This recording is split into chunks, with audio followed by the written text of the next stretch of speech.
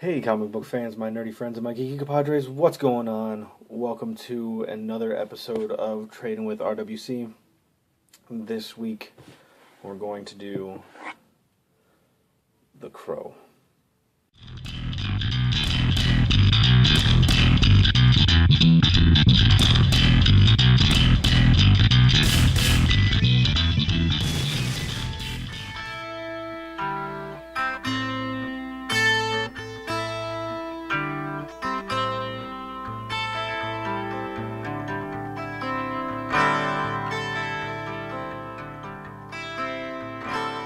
Okay, first off, this is written by James O'Barr. I believe written and drawn, if I'm correct. I believe so. Yeah, I think the whole thing was just done by James O'Barr. This is a later printing. I believe it's a fifth printing, which stinks, but getting a hold of a first printing is insanely difficult and expensive. So, settled for $8 for this, and probably the best purchase of $8 I've ever made. Amazing. Back when it first came out, I loved the movie. I watched the movie so many times over and over again. I swear I can recite it word for word. Never knew it was a graphic novel until recently. And once I knew, I had to pick it up. So one day, walking in 2nd and Charles, saw it, picked it up without hesitation, and finally got around to reading it. And oh my god, it's amazing. First off, you all know that I love having writers who draw their own books or artists who write their own books. I love that. I think it's an amazing talent. And anybody who can do it successfully is just phenomenal. And James O'Barr is phenomenal. I'm really excited because I get to meet him at the Comic-Con in a couple weeks, and I'm going to have him sign this. Really excited to meet him and just kind of talk to him for a few minutes. I think that's going to be awesome. But anyway, to talk about the book. It's very similar to the movie if you've seen the movie.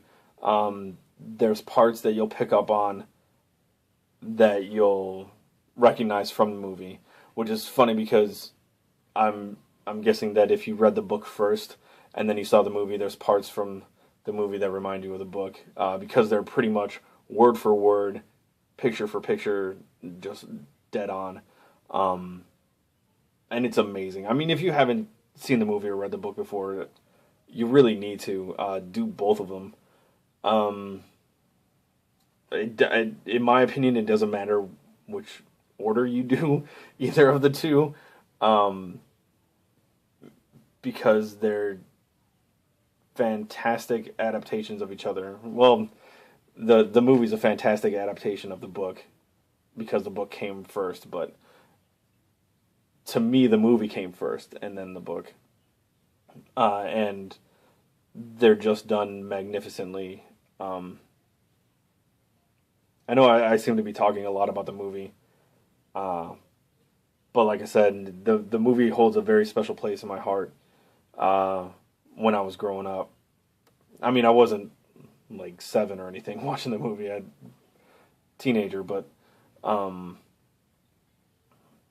yeah, it's kind of a big deal for me. And this book is just amazing. I actually read the foreword and the afterword, and every single word that was in this book I read. It's just fantastic. Like I'm grasping for words that I can't find to describe my feelings for this book. Beautiful, magnificent, fantastic, dark, emotional, just amazing. Here's some of the artwork.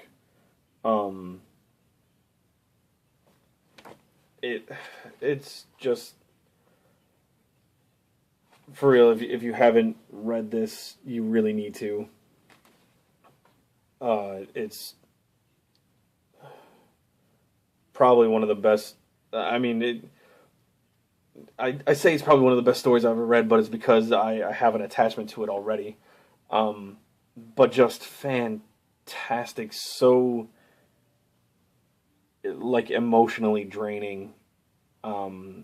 It takes you on this trip with Eric, who